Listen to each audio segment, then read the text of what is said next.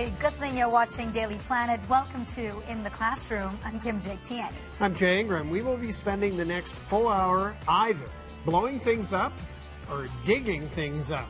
That's because this edition is all about mining. That's right. First, making diamonds in the north. We're going to take an exclusive tour of Canada's first underground diamond mine. And believe it or not, it's below a lake. So it's underwater diamond mine. Then we're going to bring you the explosive behind-the-scenes story of a day in the life of a rock quarry. Then, most of us, of course, won't know the first thing about what it takes to really spend so many days underground. But Daily Planet to the rescue. We had an opportunity to drop in on a classroom where underground infernos and mine disasters are part of the curriculum. I'm going to go to school there. At 10:30 this morning, fire broke out underground. It's a drill, but it could happen any day. As of right now, all I know is that there are 3 men in the refuge chamber, and there's 1 man still unaccounted for in the mine. And when it does, graduates from the University of Missouri in Rolla will be ready. You got to find that missing Bradis man. You got to find him. He's not in a refuge chamber. He's got a 1-hour W65. Anybody there? This is the university's mine rescue team, all students, including Adam, who's the mine manager today. He's grilled for information before the team heads out. Is this a gassy mine? What are the drift size? Do you have a history of water problems? And what's underground? Could we have any outside sources locked and guarded for safety reasons? Yes, already been taken care of. The team heads out. It's the only university where you'll find a mine right on campus. What students learn here may one day save lives. They never know what I'm going to throw at them from week to week when we train. They definitely get their money's worth because I'm always throwing some little twist in there. They have to actually stop and really think and huddle up. And that's what they're supposed to do. They're supposed to rely on each other's experiences and their knowledge to solve these problems. All right, people, let's go under oxygen. Today, each member of this team has a specific role. But they'll follow the lead of this man, Captain David Floyd. Every step of the way, the captain makes sure it's safe for his team to proceed. Let's go. Before entering the mine, there's a perimeter check. Outside the main entrance, they find signs of a fire. The gas man checks the air for hazardous gas levels. 19.8% oxygen. The map woman plots them on a mine map. Since gas levels here are reasonable, they rejoin the rest of the team and enter the mine. During an emergency, the team works their way from one end of the mine to the other, checking for possible roof collapses and gas leaks. At this stopping, or wall, the captain checks for heat or anyone who might be trapped behind it. Hello, anybody there? When he determines it's all clear, they circle back around and proceed into the rest of the mine. All right. The rescue team is in constant contact with the fresh air base. They check in to make sure everyone's healthy and alert. 1900, how you feeling? Pretty good. All right, low man, and for our equipment check is the captain at 1900 ppm. All information that passes between the rescuers and the fresh air base is passed on to a command post. Scoop tram on fire, north rib facing northwest. Fresh air base to command post. On the north rib in section 5, we have found the scoop tram is on fire. Permission to put fire out. It seems redundant, but it's really to make sure that all decisions made and all actions taken are safe and reasonable. One simple mistake can be deadly.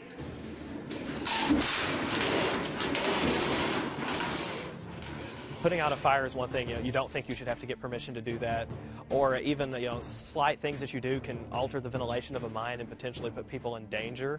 But if you approach something and don't think of that at first, you might run up on something and turn off an air line and inadvertently cut off air that people have improvised to use behind a barricade. Fire is out.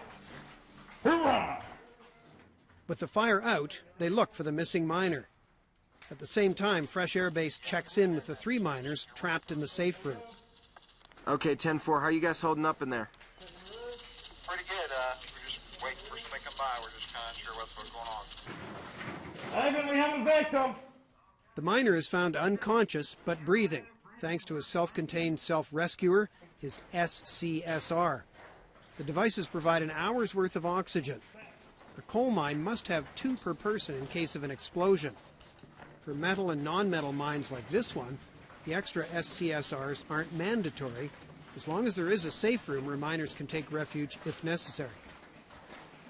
Sam, we're just wanting to check up in on you.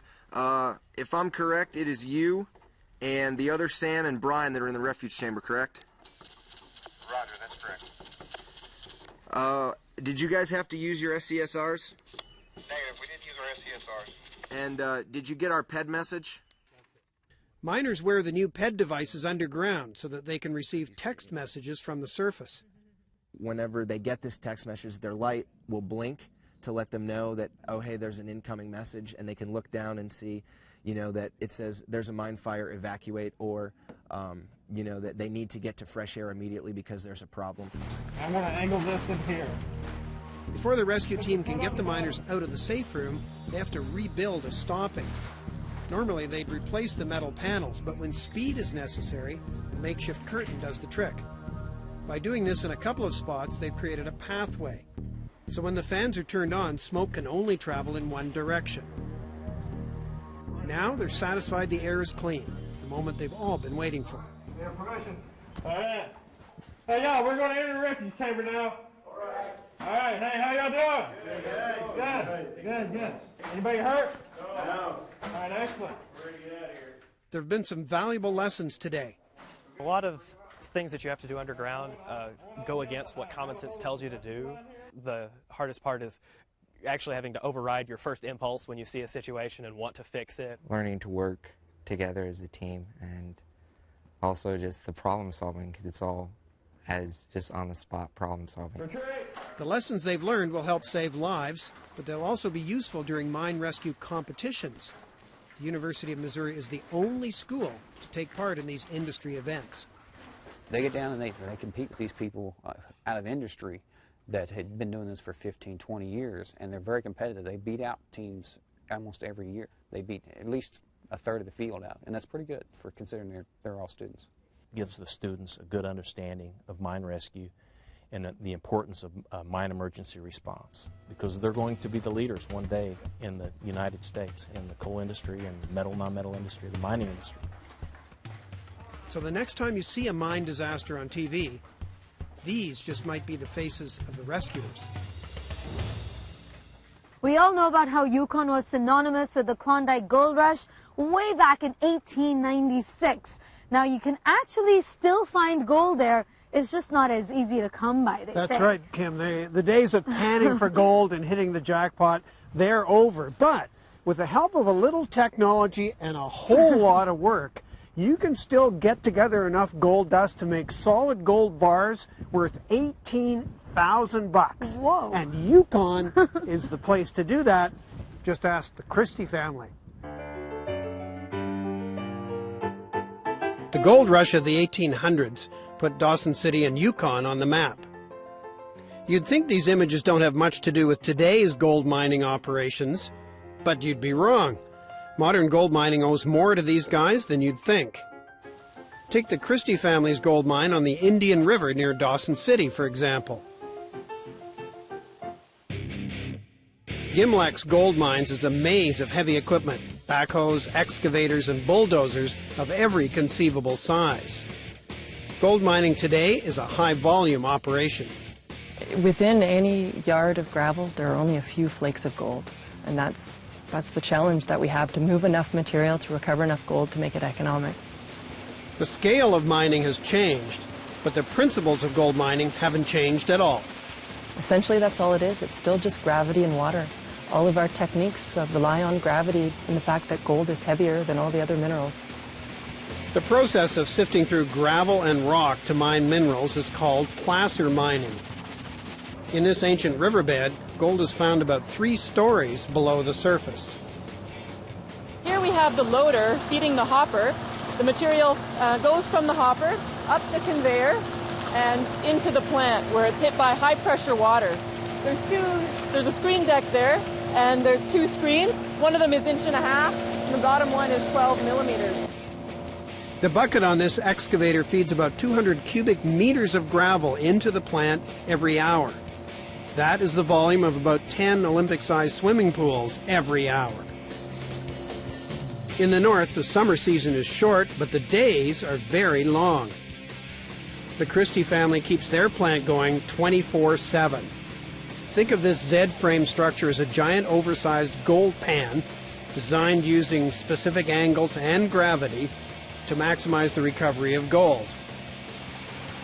The top level contains a sluice box. The rocks are blasted with extremely high-pressure water. That breaks up the gravels and washes off the rocks. A lot of the gold is attached to the rocks, so you want to make sure you get them nice and clean. Using vibration and water, the heavier particles, including the gold, proceed along the Z-frame from level to level, eventually reaching the bottom. The gold is trapped in mats under the water. And the gold, because it's heavier than the other minerals, is driven into the mats. So while the lighter materials are washed over the top. Mining is referred to as the family farm of Yukon. Here at the end of the week, the entire Christie family gets involved. They're cleaning out the mats from the Z-frame structure. What looks like muddy sediment to the untrained eye is good as gold to the Christies. In this loose hole, we've got angle iron over this Nomad matting. So underneath this is this. And then when the gravel is washed through, the water, as it crosses these angle iron, forms a vortex. The water swirls around, so the vortex forms as the water travels over this ridge. It drops down, it circles around in this pocket, and then comes back, travels over the next one, drops down. So the visible gold isn't the majority of the gold. Most of the gold is found in the sludge they rinse off the mats. Eventually, all the raw, coarse gravel is reduced to this sandy concentrate. You can see the gold, yeah? See the flakes of gold there and there. The gold, because it's heavier, climbs up these flights. You can see it climbing. And the gold goes through this hole in the center of the panning wheel and will end up on a plate on the back. Some of these flakes of gold are no bigger than a grain of sand. This is what they end up with after processing the equivalent of several swimming pools full of gravel and rock. Tara's mom carefully stores the recovered gold in a very unusual place. And once she gets enough to make a gold bar, she dishes it out. Then it's over to Tara's dad to fire up the goods. We're going to make 2 bars today. I'm going to add 3 scoops of flux, which is a compound that's chemically designed to help the gold melt. It contains things like borax, caustic soda, common baking flour.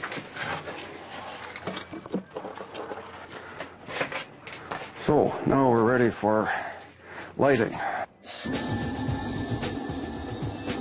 While the bars bake in the excruciatingly hot oven, getting this ditch dug, work continues outside.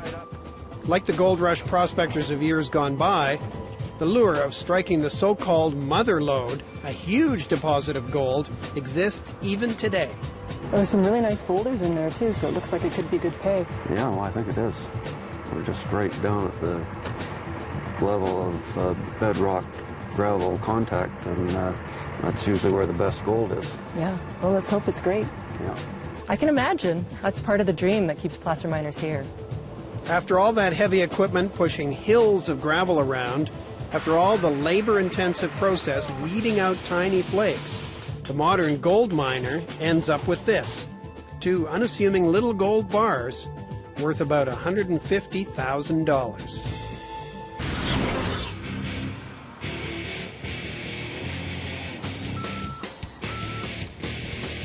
It's one of the only fully underground diamond mines in the world.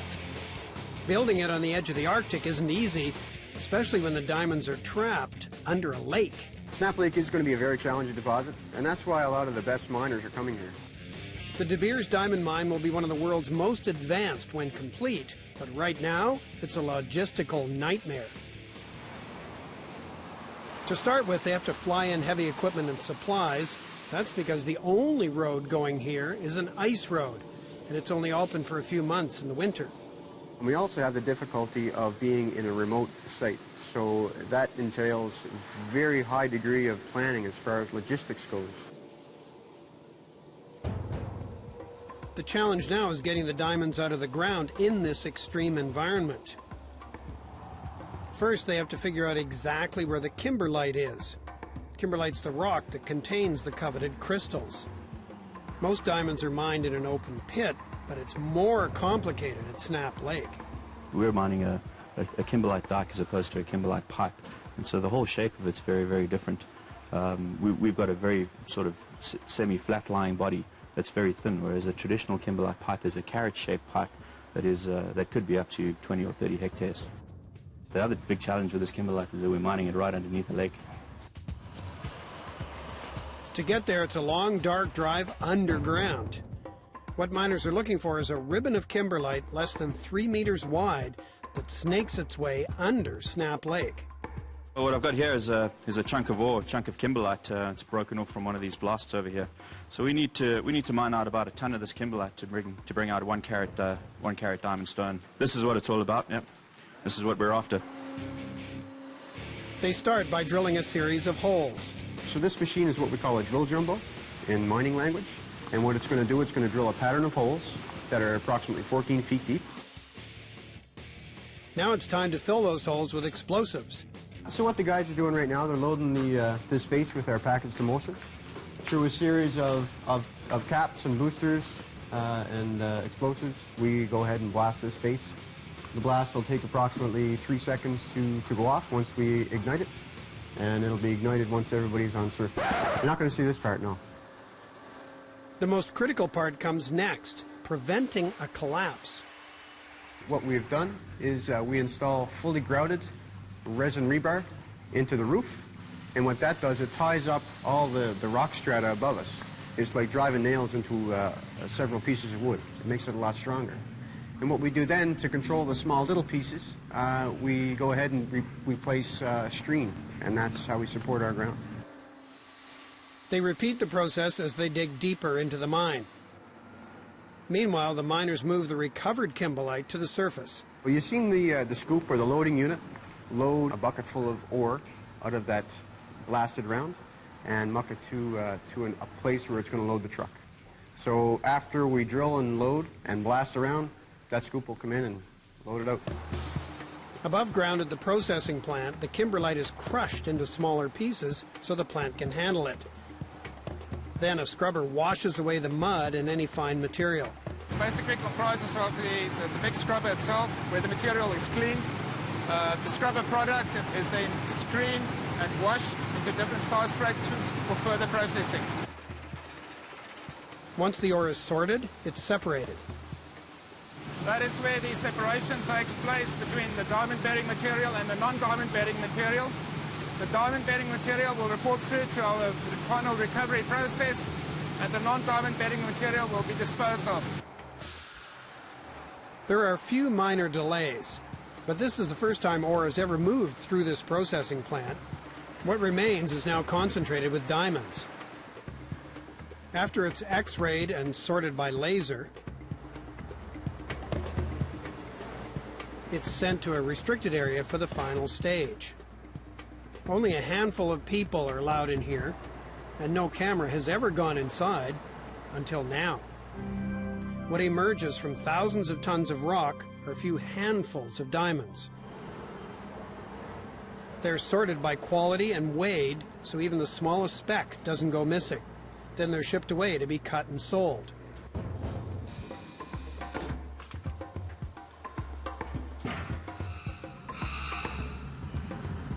It took years and nearly $1 billion to mine diamonds underneath Snap Lake. According to the people at De Beers, the next mine will be a piece of cake. I say we're going to mine diamonds anywhere, for sure. We're going to mine this successfully, and if we find another one like this, we're going to mine it successfully again. The sparkle of a fine diamond. It said, "Nothing says I love you quite like it." They're tough, they're brilliant, and they're rare.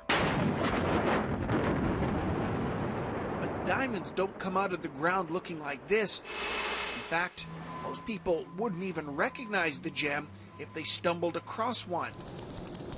In the highly secure sorting room of BHP Diamonds, diamond sorters are estimating the value of rough stones taken from underground at the Ekati mine. They come in all shapes. Fiona McLeod works in mines all over the world. She has an eye for brilliance. Lots of variations of twinning, lots of elongated typefaces, and even some polycrystalline, which is a lot of little crystals. The rough stones are divided into groups depending on size. Some of these diamonds will fetch tens of thousands of dollars before hitting the jewelry store. The diamonds are sorted for quality, color, and clarity. Every stone is examined for flaws, for shape. This is probably the most prized and valuable shape, the octahedron, which is like the two pyramids sitting face to face. This is good for polishing. It yields either 2 rounds or 2 princess cut stones. These are the diamond cutter's favorites. They're easy to shape with very little waste. For the manufacturer to polish the diamonds, it's all about margin. So weight is how they buy the diamond in the rough, and his weight is how they'll sell it polished. So it's very critical. Yield is the number one, usually the number one factor to how they'll fashion a diamond. From here, the diamonds will be shipped to Belgium, where they'll be bought by diamond cutters and shipped to diamond cutting facilities around the world, like this one. This diamond cutting plant will work with millions of dollars in stones each day, and each diamond requires a careful eye. Some days it's very, very frustrated because the stone it's not nice. There's too many glitches in them, there's many problems in them. You get very frustrated sometimes. Because if the stone is nice, if the stone is clean, then you said, this is what I want to do for the rest of my life. The first step with an octahedron is to saw it in half. It'll produce 2 diamonds. It's like a piece of wood. You have to cut on the right grain for it to cut. If you cut it on the wrong grain, you could sit there for days, it won't cut. I have diamonds that weight now 1 carat in 1 carat 40 points, and I have to polish it to the end, about 1 carat finishing. Each diamond will get its own roadmap, a geometric mission statement designed to help diamond cutters to avoid costly mistakes. If I take too much off, I take off the stone from the weight that I want to. And the weight is money for us. So if we lose more weight, we lose more money. 2 carats will cost about $10,000 and 1.99 costs $7,000. Before the work can begin, each stone is placed into a standardized pot, a special holder. The pot helps the diamond cutters to line the stone up. A computerized plan is then projected over top of the diamonds. These all things go to dust, these things. All over this and this. Once a decision is made on shape, the diamonds are placed on a bruting machine. Since nothing but a diamond can cut a diamond, 2 stones are set against each other to help start developing a shape. In this case, it'll be 2 round-cut stones. When a rough shape is complete, the diamonds are then turned over to the polishers. They start slowly grinding away unwanted excess diamond. This is made out of diamond impregnated in them. So it's used diamond to cut diamond. We use diamond powder, we bind it with glue, put it on the surface, let it dry out, and we use a boat stone. It's like a diamond, but it's much harder. We break it out, clean off the surface, and then we set the diamond down slowly, lightly, and they will cut. Final polishing is done on an automated machine. The diamonds here also need to be closely watched. If too much heat builds up, the diamond will burn. And when the stone is burned, it looks like your skin is on fire. It bubbles, and it's very, very dull. There's no light. Polished diamonds will leave here and go to jewelers where they'll be set and sold. It's a long, complicated process from this to this.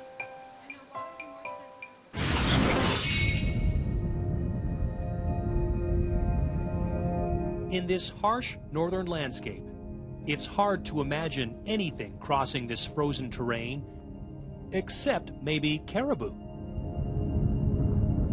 But each winter, for only a few months, a chain of snow-covered lakes in the Northwest Territories is transformed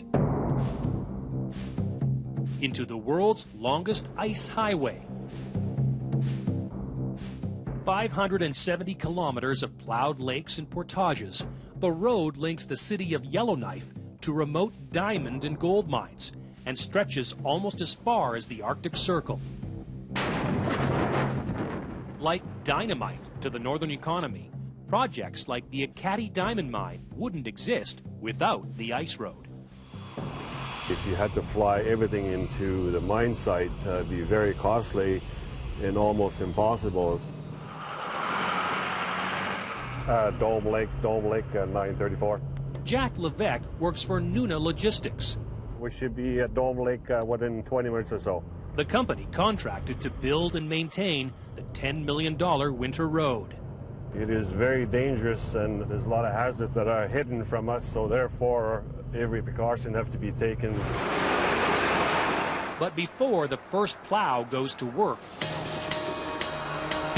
high-tech scouts make sure the ice is safe to drive on. The ice profilers. Cutting that first path through is critical because we got thinner ice at the start of the year. Using ground-penetrating radar, profilers receive a precise reading of the ice depth below. We're looking for minimum ice thickness. Vehicles can safely travel over the ice. Jim Card, a retired Mountie, now spends his winters looking for evidence in the ice. It's a pioneering type feeling that you're doing something that nobody else is doing. Boldly going where no machine has gone before, the ice explorers roam inside an amphibious ATV called a Hagland. Should we have the misfortune, which we haven't as of this date, to go through the ice, this vehicle will actually float. As the radar unit is towed behind the Hagland, it transmits radio waves through the ice. Those waves bounce back to an antenna, continually painting a colorful picture of the ice depth. The road is as good as the weakest point. If we're looking for 16 inches to get a snowcat on, then 15 inches we can't go there. And what lies beneath the frozen lake may surprise you. And the ice is not a perfectly flat surface. Underneath, it's like a mountain going up and down all the time. I think we'll go 1 more kilometer and we'll stop and auger a hole at that point. To ensure the ground-penetrating radar is accurately reading the depth of the ice, the profilers also take physical measurements. Looks like good ice there. So how much have we got? Well, that's great. We profiled 23 inches, and this is just about 24 inches, so good safety right in on. there. Good. Since it first opened 22 years ago, the science of building ice roads has solidified. Not that long ago, we'd go on a 100-kilometer lake and auger a few holes, spread out over a few kilometers, and just say we got enough ice. And it was an inexact science, and at that time they had more vehicles go through the ice. There are chilling reminders of just how dangerous this work can be. 4 years ago, an equipment operator died after his plow fell through the ice. People's lives are on the line, and we don't want to leave any question that it's safe. Once the ice profiler has cleared a path, the road crews go to work. Well, it's a round-the-clock operation on this stretch of road. We probably have 100 people working on it on site at any given time. Why is that busted up like that? John Zagarlik oversees this 24/7 operation. You just can't plow an ice road and expect it to carry 8,000 loads. It's going to fracture. It has to be flooded. You have to get the speeds up. With barely a month to prepare the road, the builders can't rely on nature. So the best way to build ice is to remove snow, which insulates and inhibits ice growth. Thousands of gallons of water are also added to create inches. That road comes out almost like a highway when we put the water and snow and the ice to it. And every time we gain 1 or 2 inches of ice, we'll boost the weight on the load that's allowable. Once the average lake thickness is more than 30 inches, the ice road is open to traffic. Eventually, Loads of up to 100 tons can make the crossing. We've got better input from the engineering companies that tell us, okay, what is a critical speed for a load? How fast can we go with it? How big a load can we go with? So they can calculate to us. Whereas in the old days, there was a lot of guessing going on. To protect the ice, trucks are spaced apart by a ½ kilometer and must follow a speed limit of 35 kilometers an hour. One of the biggest dangers of an ice road is a phenomenon known as a blowout. It happens when a fully loaded semi is moving too fast across the surface of the ice, actually creating a wave beneath the compressed surface. When that wave hits the shoreline, it shatters, shutting down this frozen freeway. Even after the road opens, the profilers continue to monitor the ice. The ice is constantly moving, and it'll create a pressure ridge that will actually push the ice up, and it becomes extremely dangerous. The patrols continue until early April, when traffic is stopped, and once again, the ice highway surrenders to the sun.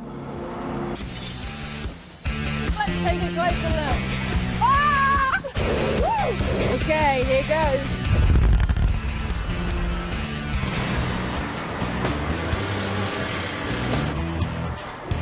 This is one of the largest limestone quarries in North America, and today we're going to blast off that rock face and reduce it to stones this size. These will be used in road beds, in concrete for construction, and to draw the impurities out of iron ore to make steel. These holes drilled to the bottom of the rock face are currently being filled with explosive. It comes out of this blue tube. In this case, it's a mixture of ammonium nitrate and fuel oil, and here's what that looks like. But how do explosives actually work? Well, they burn really quickly and produce lots of hot gas. That hot gas expands incredibly rapidly, and that's what creates the pressure that's so destructive. How do you trigger an explosive? Well, Steve's holding the equipment here. It's actually pretty cool. Now, a shockwave travels down this cable, and that ignites the blasting cap. That blasting cap then triggers an explosion in this booster explosive, and when that goes off, all the ammonium nitrate is detonated. The idea is to control the timing and intensity of the blast so the limestone bedding plate shears very cleanly away from the rock face. Clearly, when you're dealing with explosives, safety is paramount. It takes just 3/4 of a second to blast 30,000 tons of rock, as well as all the safety gear I'm wearing. A siren sounds to clear the site of all personnel. But when I say all personnel, that's not quite true. One guy stays behind, he's got the best seat in the house. It's his job to trigger the blast, and he does that from inside this solid steel cylinder. 30 seconds. 10 seconds. Okay, here goes.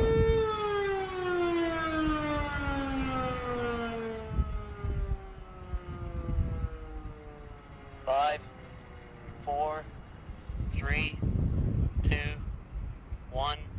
Fire in the hole.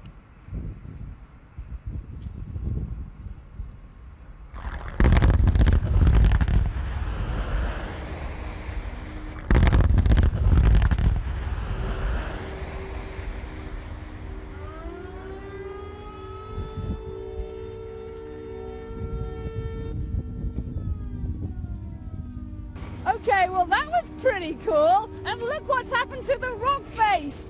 Now we've got to pick all that stone up. These massive front-end loaders fill up these gigantic off-road trucks. Each one can carry about 100 tons. This quarry blasts 4 times a week, producing 4.5 million tons of stone every year. That's enough for 10,000 homes. Okay, so then the rock is trucked here to the gyratory crusher. Now that column you can see in the middle is made from a very hard manganese steel, and that's also what the pit is lined with. The column only needs to gyrate about this much to reduce the stone to the size of soccer balls.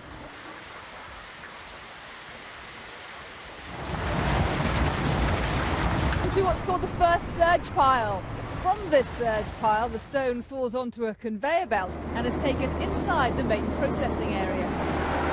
Once inside, the rock is subject to further crushing, and then these vibrating screws sort the rock by size.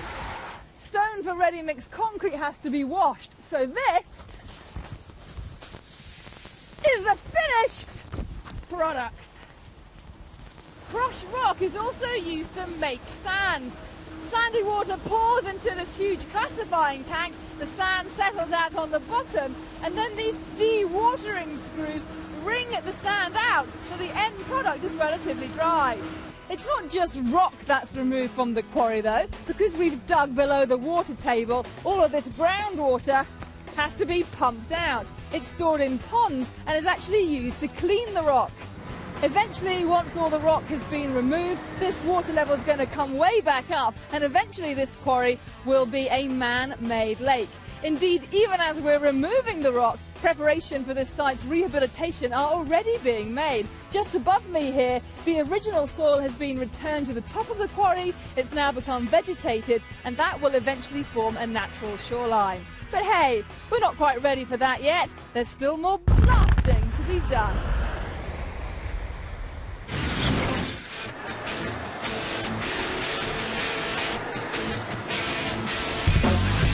It looks like something from a science fiction movie, but these underground moles are very real, and they chew up rock like nothing you've ever seen before. And soon Niagara Falls will be home to the biggest hard rock tunnel boring machine in the world. That's really what caught my attention. I like big things like that. You gotta love a big machine that can tear up some rock with some serious power. Michael Kalenish is the project manager for the Robbins Company. They've built plenty of tunnel boring machines in the past, including the one that made the channel, linking England with France under the English Channel. But that's nothing compared to the machine they're creating for Niagara Falls. I've built smaller machines in the past. By smaller, I mean 25-foot in diameter, 24-foot in diameter, and then I look at this machine, and it's twice the size of those. And those machines I considered huge. The super-sized Niagara machine will be the biggest by far. It will be a whopping 14.5 meters or 47 feet in diameter. It will worm its way underground to chew up a path under the city as part of a massive hydroelectricity project for Ontario Power Generation. The machine is so enormous, they had to divvy up the job to machine shops around the world. Here in Ohio, some of the major pieces are being fabricated. So what do you think, you're on schedule? Or? Yeah, if anything, maybe we're a day or two ahead of schedule. Oh, that would be nice. The biggest problem is just the sheer size of it. You know, getting this part in the shop, you know, and getting it unloaded, just a 6-hour operation in itself. What you see right here are two pieces of the cutter head segments. There's 4 total, these are 2 of them. Each one of these pieces right here weighs about 125,000 pounds. This is where the actual 20-inch cutters are going to be fitting in. This is what will actually cut the rock. This piece right here is what we refer to as one of the center sections of the cutter head. When you mount all these parts together, it's going to weigh about 800,000 pounds. That includes 4 segments and 2 of these center sections. And just to give you a sense of how large this machine is going to be, if you look at this shop, the cutter head, when assembled, will fill from the roof of the shop all the way to the floor. So it's going to be about the size of a 5-story building. In the beginning, this project started out like many others. We start off with a concept and a proposal to a customer. But with one big difference. We had to design the entire machine from scratch. Even the components that existed had to be redesigned in order to get this machine up and running and to actually handle this size, this diameter, and the forces that are involved with it. They even supersized the cutter heads to 50 centimeters in diameter. Each one weighs 225 kilograms.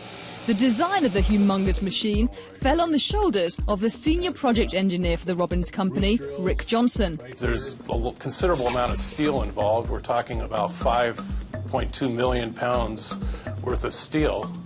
So that was probably one of the major challenges. And it didn't take long for the enormity of the project to sink in. What we started to do is on the machining drawings, we put a scale, a 6-foot man in so that the manufacturer can get a perspective of just how big these parts are. So just how big will it be?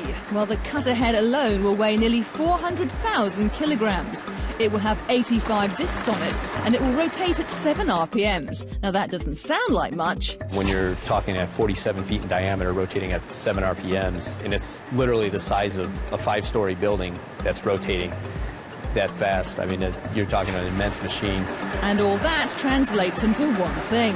We're talking a whole lot of rock that's coming out of here. It's probably, look at a standard dump truck's probably about 160 of them every hour. That was what it will take to haul away the muck. It will take the tunnel borer about 2 years to finish the 10.4 kilometres underground from the Niagara River to the Sir Adam Beck power plant. It will chew up 1.6 million cubic metres of shale, enough to fill a major sports stadium like this one. This piece right here is what they call the forward section of the main beam. This is basically the backbone of the TBM. All the force, the 6 million pounds of thrust, are going to get transferred through this piece and the piece behind me on the machine. In fact, this one very big piece created a small panic during the design phase. We were reviewing the drawings and we came to the determination that we weren't going to be able to truck the part up to Canada, and we couldn't get it across the bridges going into Canada as well, so we decided that we were going to have to split the part in half. Which brings us to another challenge. Instead of assembling and testing the tunnel borer in the plant like they usually do, they'll have to assemble the Niagara machine on site, which means they won't really know if everything is working until the last minute. That's the kicker on this project, is we're not doing any pre-assemblies of the entire machine. I feel pretty confident that things will go together well. Double and triple check things, the machining drawings especially, to make sure that all the fits are proper. Basically, we can't afford to have some of these large pieces not go together, otherwise it could mean weeks or even a month of time in the schedule to move these parts back. You can't just call a truck in and say, hey, let's put this part on the truck and send it back down to Ohio to get remachined. And that's one phone call these guys don't want to receive.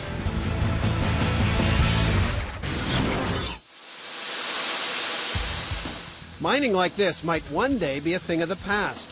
Instead of drill bits, they'll be using water jets. Hydraulic mining is using water simplistically to remove material. You'll find that most material has little bits of solid that are partially glued together. So if we can drive the water into the cracks between the individual particles, we can actually tear the rock apart, rather than, as with most other things, where you're trying to break it in compression. Under low pressures or natural flow, the early gold miners may have taken a stream and diverted it to get gold out of a earthen bank. We're actually looking at uses of high pressure water to liberate minerals from their place in the earth. Researchers at the University of Missouri's Water Jet Laboratory in Rolla have been experimenting with water pressures for a while. In fact, water jets were used to carve these figures that stand outside their building. Well, water jets started off in industry by being used for cutting paper products, things like diapers. But it's gradually, as we've added sand and other things to the water, we are cutting more difficult things such as metal, the titanium parts for aircraft, for example.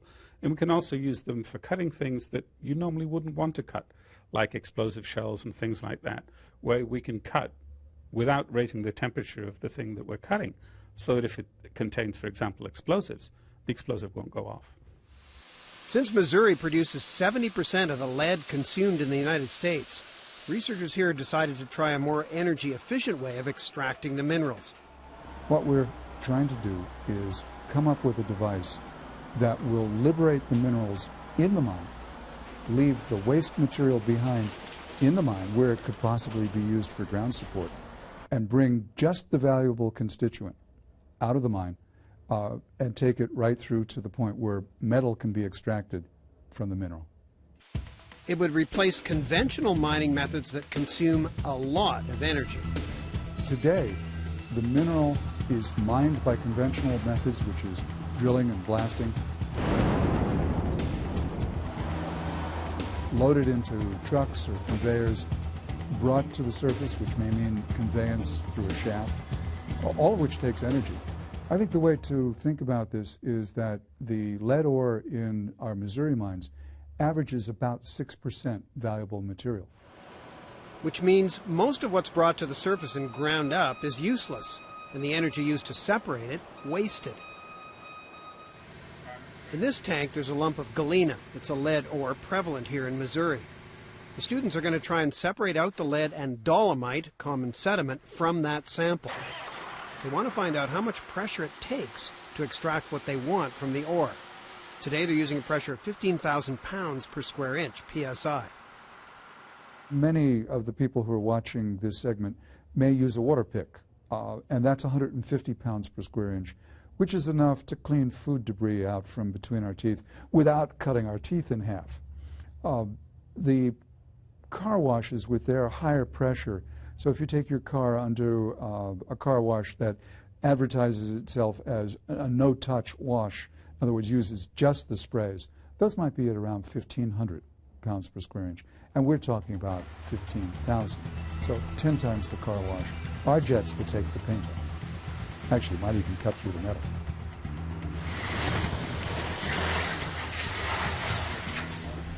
It's easy to see where the water jet made a dent. The water and residue are drained from the tank into a separation barrel containing sieves with different sizes of mesh. It was all drugged through and dropped in through the top, this ring here, and you can see that all the lead has collected down into this region where the current is still quick because the lead's really heavy, but it's fast enough to carry all the dolomite past it. The dolomite over here is where the flow carried it, but it dropped the lead off first. Lead's heavier. In the second sieve, this is mostly the lead that was broken into finer crystals, and then you can still see some of the dolomite, which is collected by itself. And then below that, we have quite a bit of dolomite. It's darker in that it lacks the lead, and everything else that passes this will end up in the water, which to be filtered later with either coffee filters or chemical filters. Our feeling now, based on what we've been able to see in the laboratory, is that we're going to have to use a separation based on density. The lead's much heavier, the dolomite is much lighter, and we'll find a way of capturing the heavy and throwing away the light. They plan someday to make this system portable enough to take it down into a mine. We're hoping to do all this right in place at the face. Instead of drilling holes, we hope to have a portable pump, nozzles, recovery unit, and, as it were, run this thing around the face, just sucking up the fine particles right there, one step. If they succeed, it could mean much lower energy costs for the mining industry. When we got into this project, one of the first things we did is ask ourselves the question, can we save money? What do we think we're going to save? And we added up all the different component parts that we would be able to eliminate by using the water jet mining system, and concluded that we could come in at least a third of the current costs. And for the energy conscious, that is a pretty big saving.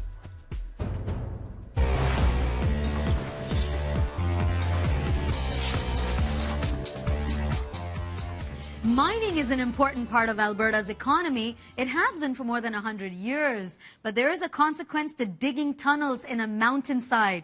It makes the slopes very unstable. That's right, and now new technology is being used to predict landslides on the site of one of Canada's worst disasters, in the hope that in the future they can save the lives of those in its path. The 1903 Frank Slide, one of Canada's most notorious natural disasters. Well, in 1903, there was a large landslide that came off the east side of Turtle Mountain, which we now call this slide the Frank Slide. And this slide brought down over 30 million cubic meters, over 90 million tons of bedrock, thundering down the side of the slope in the early morning on April 29th, burying a portion of the town of Frank and killing over 70 people. The spot we're standing on right now is a portion of the old town of Frank. It was all over in less than 2 minutes, and there was no real warning. Now a geohazards team with the Alberta Geological Survey is trying to get a handle on the future of Turtle Mountain before the next landslide in the Crow's Nest Pass. To the next peak here, this is South Peak we're starting to see now, and you see a large series of fractures. They're actually still snow-filled now. That actually you can see going around the entire peak. And that's the peak that it's been estimated that about 5 million cubic meters of rock, when it does fail, will come down into the valley below and could potentially impact on existing residential developments, the railway and the highway in the area. Some of these chasms are 2 meters wide and more than 30 meters deep. There are thousands of meters of rock just hanging there. Below, the new town of Frank is just a couple of kilometers away. And as we go by the head of the 1903 slide, you can start seeing a lot of these fresh white tracks. Those are actually debris tracks where we're having our annual rock falls come down. And every year we get large blocks coming off. And this is an area that we don't have a lot of active sensors because it is so dangerous to get people on. Team leader Corey Fraze is headed to the peak to meet with geohazard specialists, testing the real-time monitoring system they've set up. So now we're standing on a portion of the mountain called Third Peak. We're sitting approximately a kilometer above the base of the valley, about an elevation of 2,200 meters above sea level. They've turned the summit into a lab. But to understand the day-to-day changes on the mountain, they need a baseline big-picture model. One of their key tools is LiDAR, light detection and ranging, similar to what's used by traffic cops. LiDAR reveals the naked mountain, stripped of vegetation, and clearly reveals features like faults and cracks. We're actually able to see, again, these subtle features of the mountain, and we are seeing what appear to be zones, landslide features on other portions of the mountain. And again, right now, we see that these features are there, but we really don't know how active they are. So our really focus is to, at this point, is to try to understand at what rate they may be moving. To do that, they need real-time monitoring. A weather station gives them a range of data that lets the geologists gauge the effect of climatic factors. With all the sensors on the mountain here, we're getting data every hour and using that data to analyze trends over days, weeks, and years. And one of the important things that we are learning in analyzing all the data is there's a very direct correlation between climate and what we're seeing on the sensors. There's a very direct correlation between not only air temperature, but freezing air temperature, water getting into the fractures, freezing. Data from the weather station is combined with findings from 3 special tools called deformation sensors. The first one Corey checks. A tilt meter can detect small changes inside larger cracks and is mounted on near vertical surfaces. So Francisco, over the last year, what sort of trends have we seen on this tilt meter? This system has been very useful to tell us which way the mountain is tilting, so we've been capable now to pinpoint to what direction the mountain is moving. In this case, to what direction the mountain is tilting. Crack meters give readings of tiny movements. They indicate that changes do occur every year. In fact, cracks contract each summer as things dry out. So Gordy, what specifically have you been able to see on this set of crack meters? Yeah, on this set here, we're typically seeing about 1 millimeter of annual fluctuation, half a millimeter to 1 millimeter. And we're also picking up the cyclic movement similar to the tilt meters. Finally, crisscrossing the peak, a series of surface wire extensometers can sense minuscule changes across a series of cracks. A couple of years ago, 2 freezing rainstorms raised eyebrows. For the first event, we measure up to 10 millimeters, and then for the second event, we measure up to 30 millimeters of displacement. And what is interesting about this is there's a correlation between the magnitude of the displacement and the magnitude of the precipitation that was measured, so there's a direct relationship between those. What their readings are telling the team is that more of the mountain may be unstable than they previously suspected. So they'll be widening the scope of their sensors, looking at previously unsuspicious terrain to detect telltale movements. Based on the real-time monitoring system, we're really understanding now how the peak itself is moving. You know, how, based on temperature fluctuations, precipitation, how those impact on the slope, and just in general, how the rock mass is slowly moving. We're now stepping back as well and saying, you know, is really that the only issue on the mountain? Are there other areas we should be looking at?